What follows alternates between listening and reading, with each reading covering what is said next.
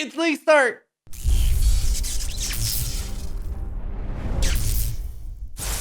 Hi, Zizaran here with another quick video for the upcoming 3.14 Ultimatum League, and I just figured I'd give you guys a bunch of league start tips and tricks to help you do better in the new league.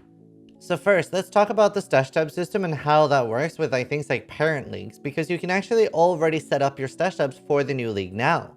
So say for example, you're going to play Solo Self on Hardcore Ultimatum. Then you would go to the Solo Self on Hardcore League and you would set up your stash tabs here. If you're going to play Ultimatum, just normal with trading and stuff like that, then you go to Standard. If you're going to play Solo Self on Ultimatum, you go to Solo Self on Standard and set up everything there. And that means that everything you set up there will instantly go over to the new league. So for example, let's look through how I've set mine up.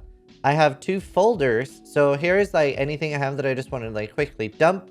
And that means that when I get done with a map, I can just put things in here, keep mapping fast, and then maybe when I'm winding down for the night, I can sort things out. Personally, I like having a tab for unique items. I do at some points use the actual unique tab too. However, I find that whenever I'm trying to figure out a build, sometimes I'll forget about uniques that I actually used the unique tab for.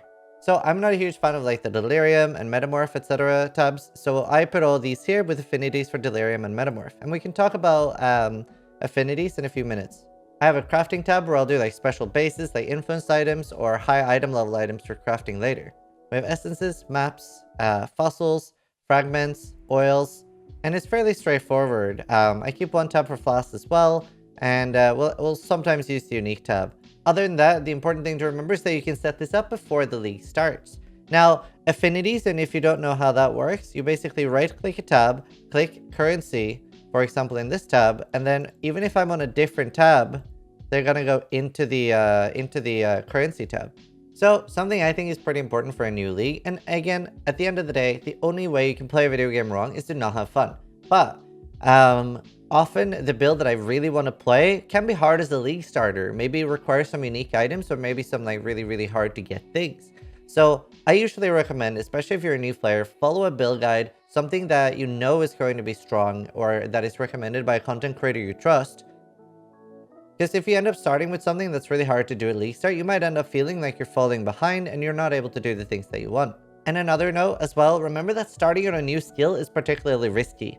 Generally, what I do when I make a build guide for new skills is I make sure that there are backup options. Like for example, with Cracklands, we had Arc as a backup option, just in case that maybe Cracklands wasn't the best skill. So if you are following a new build guide, make sure that the content creator you're following gives you some options to swap to other things in case it's not all that you hoped it would be. Now remember that in Ultimatum, a lot of the old league mechanics are getting a big buff. That means that Delve might be really valuable now, Blight could be a large amount of currency for you, and things like Betrayal as well. A lot of these things might be worth farming. So try to explore the rebuffed mechanics and see if you can make a larger money. Sometimes you might be able to find a niche that not that many people are farming yet. So make sure you're exploring these options. Another good way to make money early on in a league is that if you are able to get to maps pretty quickly, you can sell maps to other players. Sometimes people want to get their completion really early, and something that might be worth 3 or 5 chaos for a map early on might just be a few chaos a day or two later. So remember that early on, things might be a lot easier to sell. And speaking of selling, something I personally like is I'd rather underprice a lot of my items and actually get them sold. There are several times where I've been really greedy on sales and some of those items just never ended up selling. Maybe I could have taken 10 chaos less and actually sold it instead of that burning in my stash with, well, I'm not helping anyone or myself.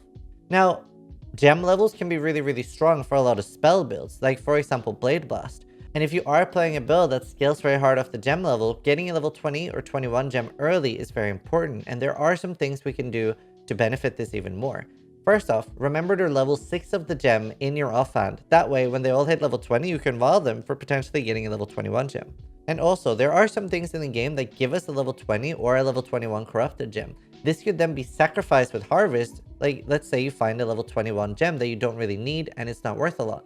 You can sacrifice either a level 20 or a level 21 gem through harvest, and that can give you up to 50% of the experience to use on another gem.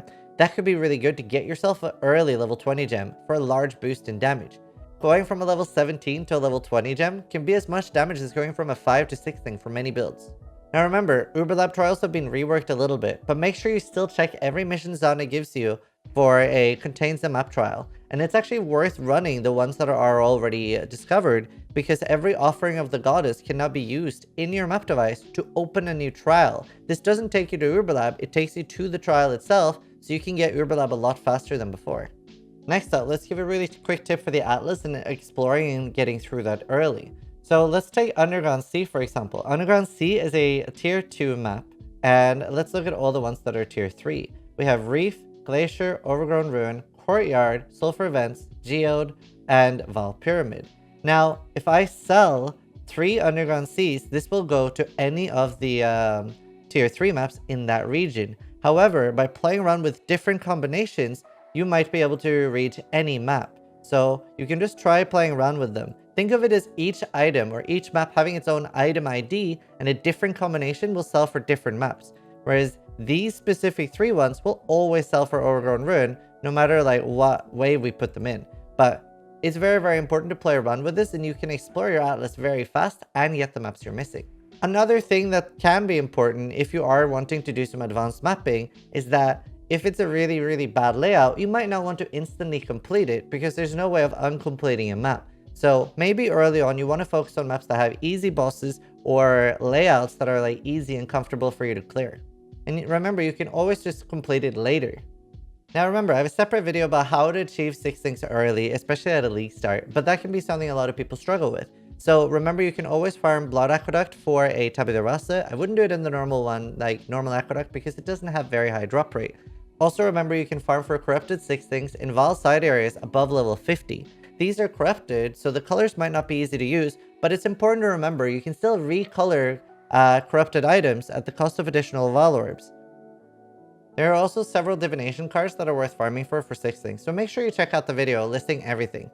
If you're playing a physical attack-based build and you're struggling with mana, you could try to easily pick up a physical damage leech this mana jewel. This might be able to drop a mana flask entirely and free up another flask for either defensive or damage purposes. And again, enduring mana flask is for most builds a really, really good way of solving mana issues. When it's enduring, it's basically going to be counted more as a utility flask, and it won't expire when you go to full mana. And in general, flasks, especially early game, are incredibly powerful. If you have a granite flask during the campaign, you're basically immortal while it's up, and a jade and a granite are both like incredibly good defensive options. And speaking of defense, to a lot of my viewers that normally play softcore and don't care about a tank a lot of the time, do remember that this league is a little bit medium core, similar to Heist, where if you lose and you die in one of the ultimatum encounters, you're not going to get a reward. So this is definitely a league where you do want to care a little bit more about your defenses. Now, there are some like good ways to get damage early on in a league too. If you get an item level 2 Driftwood 1, these are very easy to craft things like spell skill gem levels. And they are global, they're not like socketed spell skill gem levels. So you can get +1 lightning or +1 cold, depending on what you need. There is a recipe as well. If you do 1 alteration, a blue wand, and a ring, that will give you flat damage to spells. And you can do either a white, a blue, or a yellow ring, and the power of the recipe will depend on the color of the ring. There is a recipe for attack-based builds as well that gives you physical damage. You can do a rustic sash, and it needs to be either yellow or blue. And you do a blacksmith whetstone and then a weapon. And that is going to give you percentage physical damage on the weapon. And a big reminder, remember to use the crafting bench. There's so many things that are really good. Even early on, being able to craft just even on a white item that might have the sockets you need, crafting some resist will help you a lot early on. So make sure that you make use of your crafting bench even early. And finally, remember there are some really, really good cheap anoints for a lot of builds. Like for example, Diamond Skin is really good to get resist early on. These are some of the tips I had to help you on your journey in early Ultimatum. I hope they help. Thank you so much for watching. Sub if you liked the video. But more importantly, try to die less than I do.